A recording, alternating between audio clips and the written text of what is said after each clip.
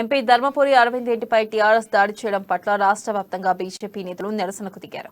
జగిత్యాల జిల్లా కేంద్రంలోని తహసీల్దార్ చౌరస్తా వద్ద సీఎం కేసీఆర్ దిష్టిబొమ్మను బీజేపీ నేతలు దగ్ధం చేశారు.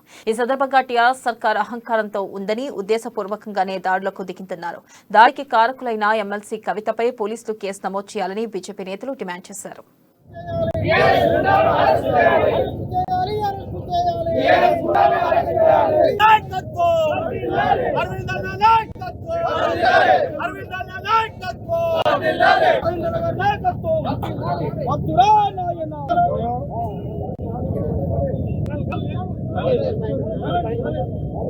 అందరికీ నమస్కారాలు. ఈరోజు మన ప్రియతమ నాయకులు నిజామాబాద్ పార్లమెంట్ సభ్యులు ధర్మపురి అరవింద్ గారు ఇవాళ దిశ కార్యక్రమంలో నిజామాబాద్లో పాల్గొంటున్న సమయంలో ఎంపీ గారు లేని సమయం చూసి వారి ఇంటి మీద దాడి చేయడం జరిగింది. ఇది పథకం ప్రకారమే రచించి ఈ పథకం ప్రకారమే దాడి చేశారు.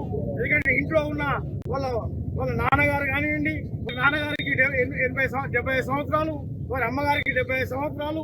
అట్లాంటి వారిని కూడా చూడకుండా రాళ్లతోని రాట్లతోని దాడి చేసి మొత్తం వస్తువులని